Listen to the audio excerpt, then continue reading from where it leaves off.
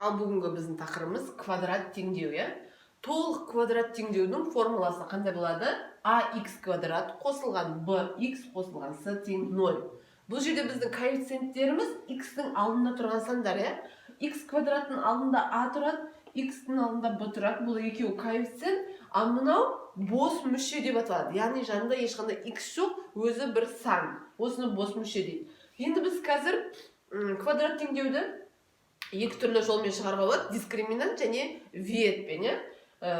Енді біз қазір бірінші толымсыз квадрат теңдеуді өтейік. Толымсыз квадрат теңдеу деген не?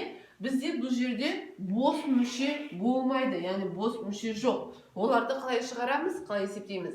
Яғни квадрат теңдеу болғандықтан, x екеу болғандықтан, квадрат болғандықтан, мына теңдеудің, яғни квадрат теңдеудің түбірлерінің мәні түбірі екеу болу керек, екі түбір шығу керек. Енді соған назар аударайық. Бізде бірінші есебіміз қарай.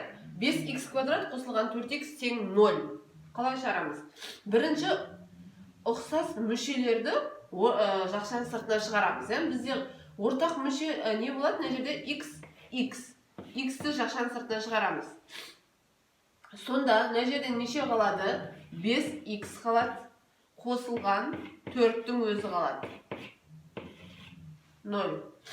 Сонда x жеке-жеке енді мына көбейткіштерді 0-ге теңестіріп аламыз. Мынау 0-ге тең, мынау 0-ге тең дейміз. Сонда x1 тең 0-ге, x2 деп аламыз. Бұлай жазайық, 5x қосылған 4 тең 0. Жеке-жеке 0-ге теңестіріп аламыз дедік қой. Сонда 5x тең минус 4-ге, плюс 4-ні теңдіктің бетіне минус болып өтеді. Және x тең минус 5-тен 4. Ол дегеніміз минус 0,8, иә? 2-ге көбейтеміз. Сонда x2-міз минус 0,8, x1-міз 0. Екі түбірі бар. Ал мына жерге қарайық. Бұл жерде 3-тің өзі, иә, қараңыздар. Мына жерде не жоқ? Мына bx деген жоқ. Осыны шығарып көрейік. Бізде минустен құтылып алу үшін x теңдіктің екінші бетіне өткізіп жіберейік.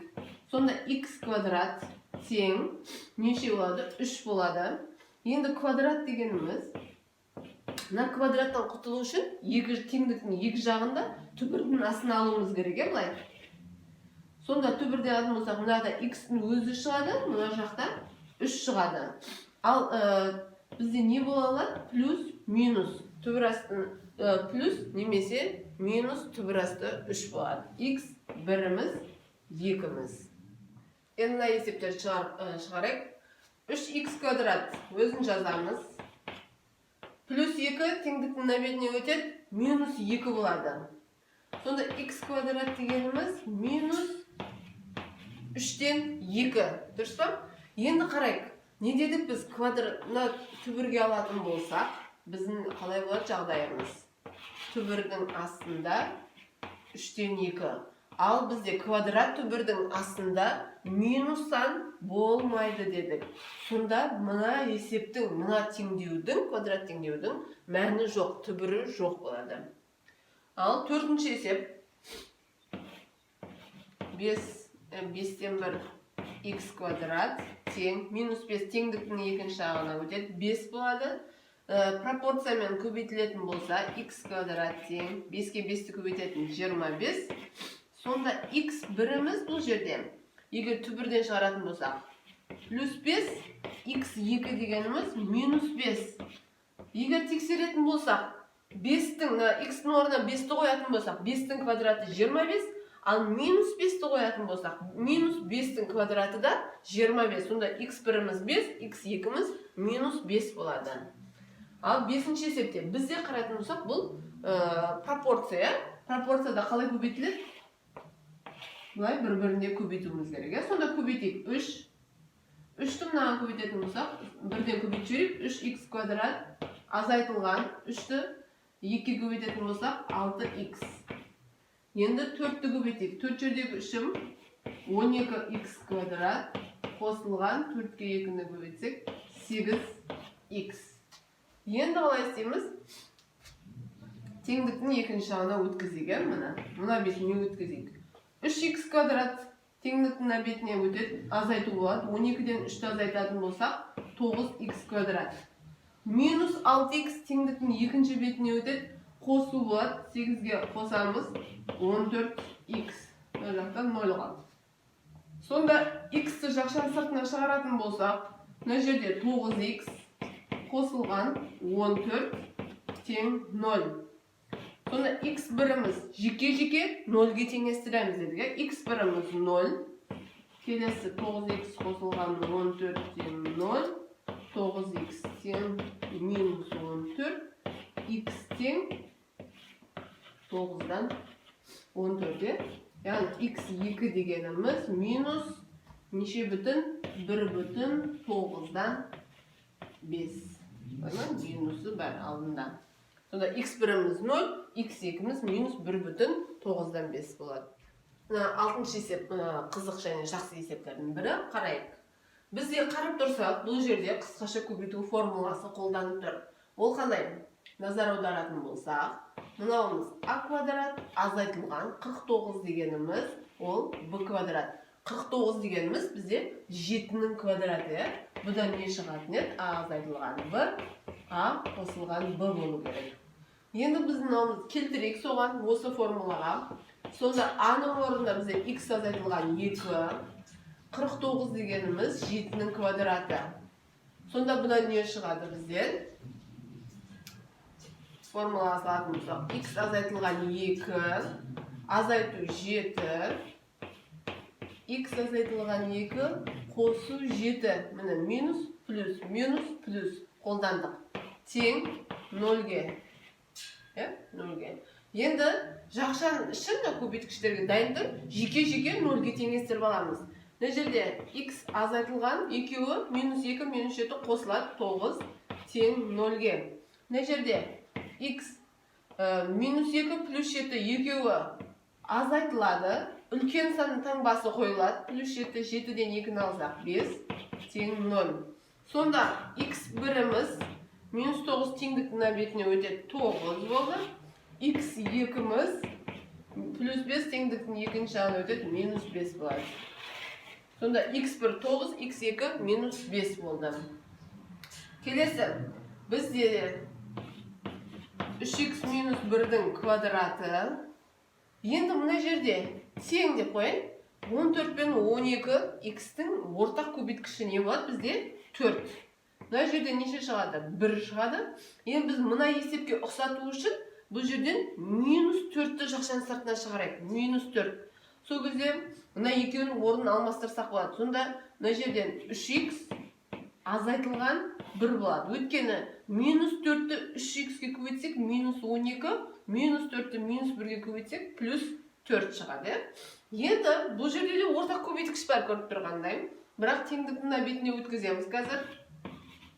3х азайтылған 1 ортақ көбейткіш жақшаның сыртына шығарайық.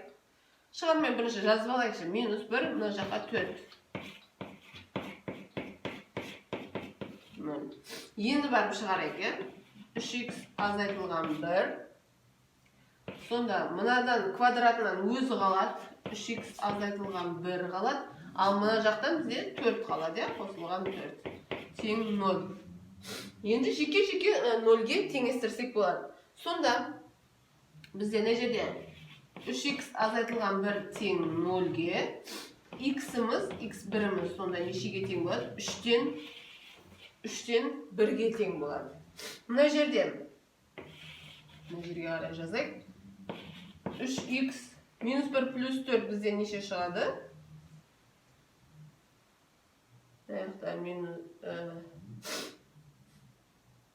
Өзі қалады, плюс 4 дұрсы. Мына жерде плюс 3 шығады. Тең 0. Сонда 3х тең минус 3. x2 тең минус 3-ті 3-ке бөлетін болсақ, минус 1. x1-іміз 3-тен 1, x2-міз минус 1-ге тең болды. Енді мұна есепке қарайық. Бұл жерде тең деуге көріп тұрғанымыздай. Бірақ мұны рационал теңдеу деп айтады. Бұнда босаған қатысты тағы да біз бұндай теңдеулерді шығарамыз. жерде квадрат теңдеуге қатысты есептердің ішінде тұрғандықтан сондай есептер бар. Енді бұл жерде ортақ бөлім берейік. Барлығына ортақ бөлім беріп шығайық. Мына 3-тің астында көрінбей тұратын 1 бар. Біздің ортақ бөліміміз x қосылған 1, x азайтылған 1 болады. Екеуінің көбейтіндісі болады. Сонда мына жерге бізде не жетіспейді? X азайтылған 1 жетіспейді. Мына жақта x қосылған 1 береміз. Енді қарайық. X азайтылған 1, x азайтылған 1 көбейту, яғни квадраты. Мына жерде де қосу x қосылған 1 көбейту x қосылған 2. Одан кейін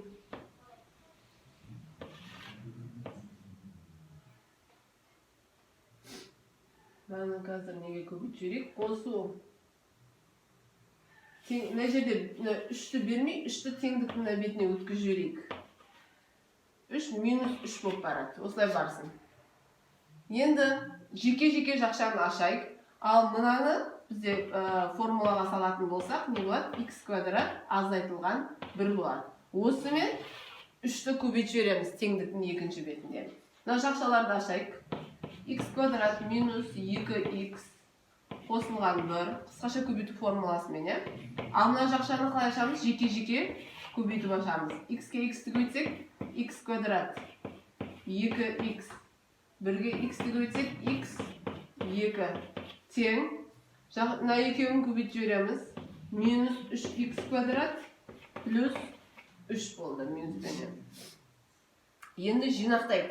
X квадрат неше болады? 2x квадрат. Минус 3x квадрат теңдіктің бетіне қосылады. 5x квадрат болды. Енді жерде минус 2x, 2x қысқарады екен. Басқа. Бізде бір x-іміз қалды. Және 1-ге 2-ні қосқанда 3. Мына 3 пен мына 3 қысқарады. Сонда тең 0-ге. Бұл жерде ортақ көбейткіш x, жақшаны сыртына шығарамыз, 5x қосылған 1 тең 0. Сонда жеке-жеке 0-ге теңестіретін болсақ, x1 тең 0-ге,